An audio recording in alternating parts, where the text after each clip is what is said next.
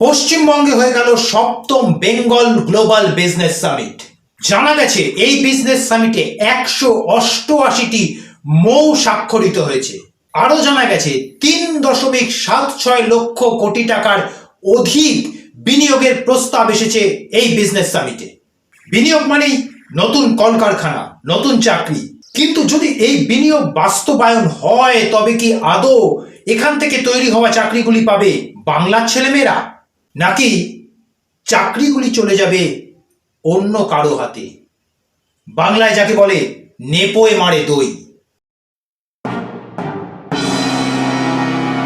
Bengal global business summit, এই business সামিটে ITC, RPG, Neotia, টিল, চ্যাটার্জি গ্রুপ, আম্বানি গ্রুপের মতন বিজনেস হাউসগুলো যোগদান করেছিল। আরও যোগদান করেছিল হীরানন্দানী, ভারতী এন্টারপ্রাইজের মতন গ্রুপ সহ ভারতের প্রায় সব বড় শিল্প গোষ্ঠীর প্রতিনিধিরা। যোগদান করেছিল জার্মানি, ভুটান, ফিজি, ফ্রান্স, জাপানের মতো দেশ। আরও যোগদান করেছিল কেনিয়া, লুক্সেমবার্গ, পোল্যান্ড, নেপালের মতো দেশ। যোগদান করেছিল Netherlands, Rwanda, Slovak Republic, South Korea এবং ইউকে। বিনিয়োগ মানেই নতুন ব্যবসা, নতুন ব্যবসা মানেই চাকরি।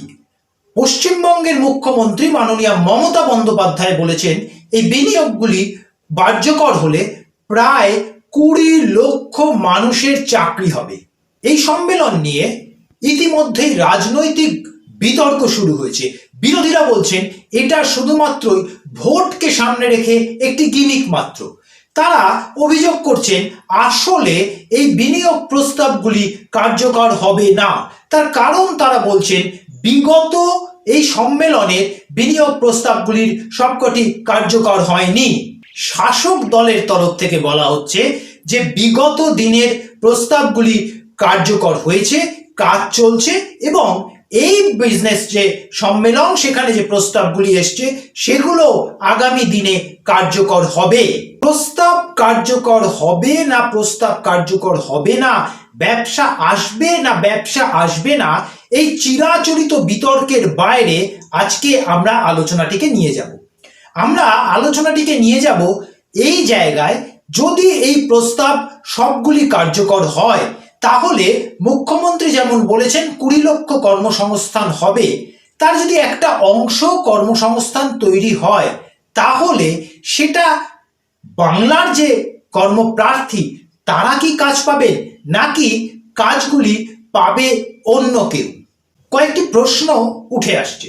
প্রশ্ন 1, যে 20 লক্ষ কর্মসংস্থানের কথা বলা হচ্ছে সেই কর্মসংস্থান যদি তৈরি হয় তবে সেই চাকরিগুলি কি বাংলার ছেলেমেয়েরা পাবে, নাকি বহির্রাজ্য থেকে আসা লোকেরাই এই কারখানাগুলিতে বেশিরভাগ কাজ দখল করবে? বিরোধীরা বলছেন কোনো প্রস্তাবই কার্যকারী হবে না।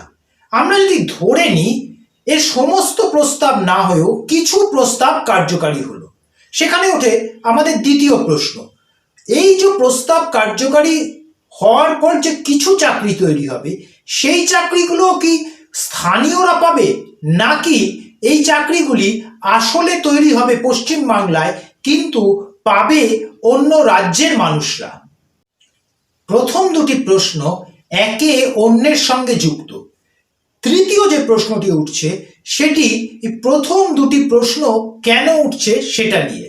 আমরা যদি পশ্চিমবঙ্গের যে শিল্পাঞ্চলগুলি আছে অর্থাৎ যে পকেটগুলিতে শিল্প চলে, শিল্প আছে, সেখানে ডেমোগ্রাফি বা জনবিন্যাস দেখি, সেখানে আমরা দেখতে পাবো স্থানীয় মানুষের বদলে সেখানে অন্য রাজ্য থেকে আসা মানুষের জনবসতি ক্রমান্বয়ে বেড়েছে। অর্থাৎ বাঙালি, কোচ, মেচ, রাজবংশীর বদলে আমরা দেখেছি অন্য ভাষাভাষী মানুষ এই শিল্পাঞ্চলে তাদের বসতি গড়ে তুলেছেন। কেন বসতি গড়ে তুলেছেন? কারণ এই শিল্পাঞ্চলগুলিতে অন্য রাজ্য থেকে মানুষ এসে দীর্ঘ বছর ধরে কাজ করছেন।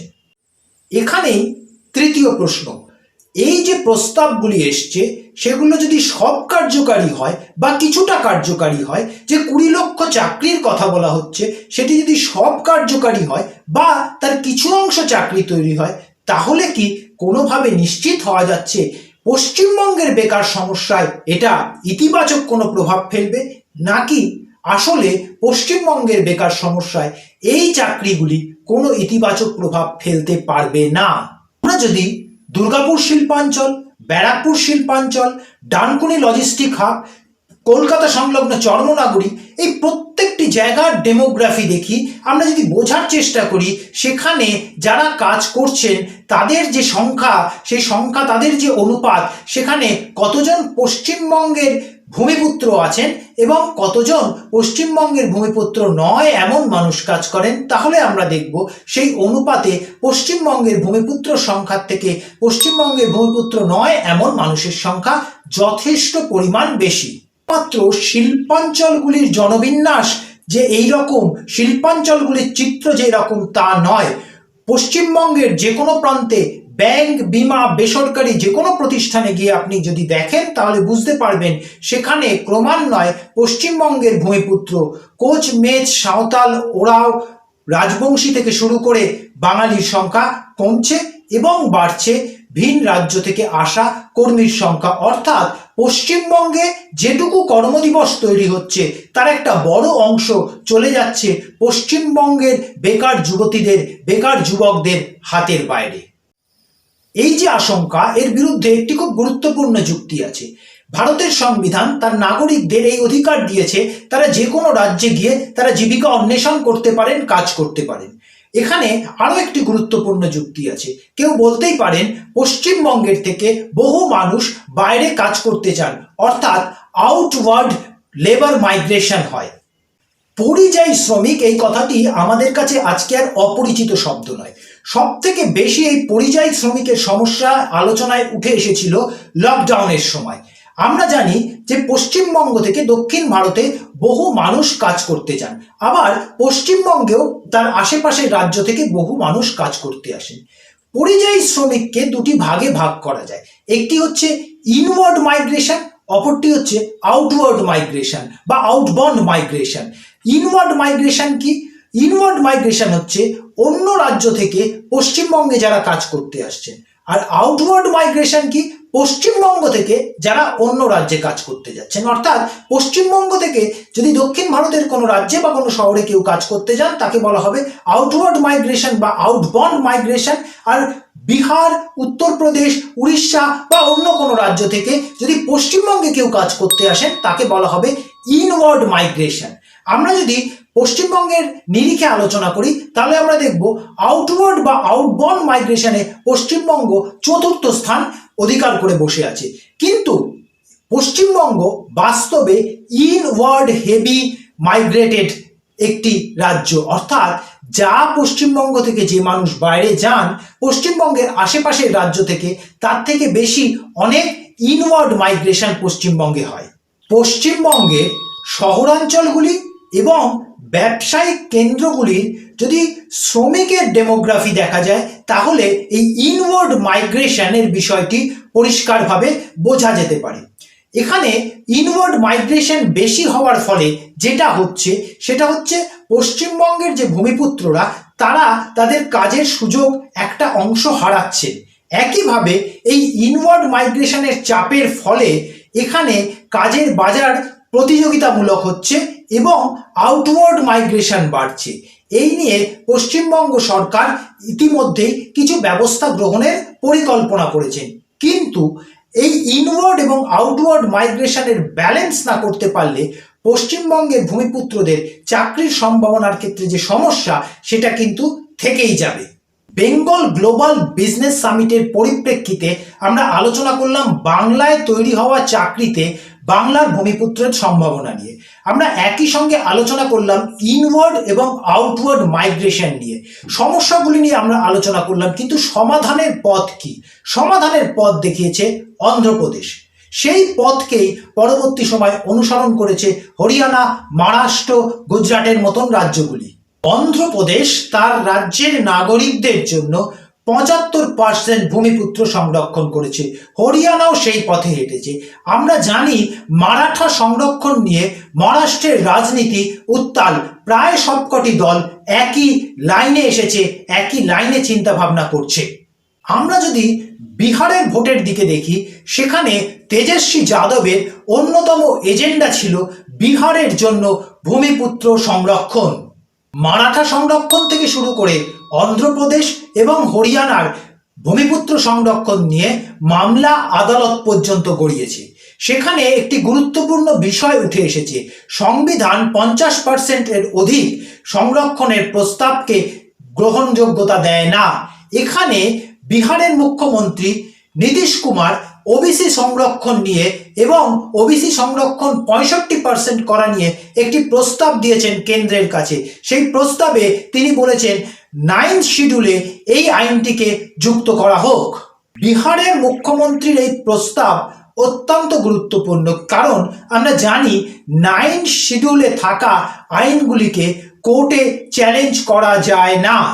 সংবিধানের 9th শিডিউলে যুক্ত করার যে রাস্তা, যে প্রস্তাব নীতিশ কুমার দিয়েছেন, সেটি ভূমিপুত্র সংরক্ষণের ক্ষেত্রেও নতুন একটি পদ যুক্ত করল বলে মনে করা হচ্ছে।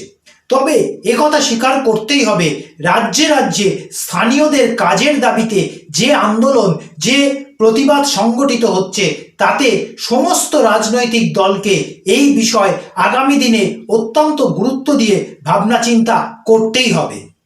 যে প্রশ্নগুলি নিয়ে আমরা আলোচনা করলাম, যে বাংলায় বিনিয়োগ হলে এবং বাংলায় কারখানা তৈরি হলে, বাংলায় ব্যবসা তৈরি হলে যে কর্মদিবসগুলি তৈরি হবে, যে চাকরিগুলি তৈরি হবে, সেই চাকরিগুলি আদৌ বাংলার স্থানীয় মানুষরা পাবেন কিনা, এই প্রশ্ন কিন্তু ততক্ষণ থাকবে যতক্ষণ পর্যন্ত না বাংলার বেকার যুবক যুবতীরা নিশ্চিন্ত হচ্ছেন এমন কোনো আইন আছে, এমন কোনো নিয়ম আছে, যে নিয়মে অন্তত বেশিরভাগ চাকরি এখানকার স্থানীয়রা পাবেন। এখানকার অর্থাৎ এই রাজ্যের বেকার সমস্যার সমাধান হবে তখনই যখন এই চাকরিগুলি এখানকার স্থানীয়দের জন্য নিশ্চিত করা যাবে। এই আলোচনা, এই পর্যালোচনা, এই বিতর্ক চলতেই থাকবে ততক্ষণ পর্যন্ত যতক্ষণ পর্যন্ত একটি সঠিক আইন, একটি সঠিক দিশা না দেখা যাচ্ছে স্থানীয়দের চাকরির জন্য। তবে আশা করা যায় যেভাবে রাজ্যে রাজ্যে এই বিষয় নিয়ে আন্দোলন হচ্ছে, আগামী দিনে রাজনীতির মূল ইস্যুতে পরিণত হতে চলেছে প্রত্যেকটি রাজ্যের স্থানীয়দের চাকরির বিষয়টি। আজকের আলোচনা আপাতত এখানেই সমাপ্ত। আমরা আবার আলোচনা করব এই বিষয় নিয়ে বিস্তারিতভাবে। আপনাদের যদি ভিডিওটি ভালো লেগে থাকে তবে অবশ্যই লাইক এবং শেয়ার করবেন। চ্যানেলে নতুন হলে চ্যানেলটিকে সাবস্ক্রাইব করবেন। ভালো থাকবেন, আবার দেখা হবে। নমস্কার।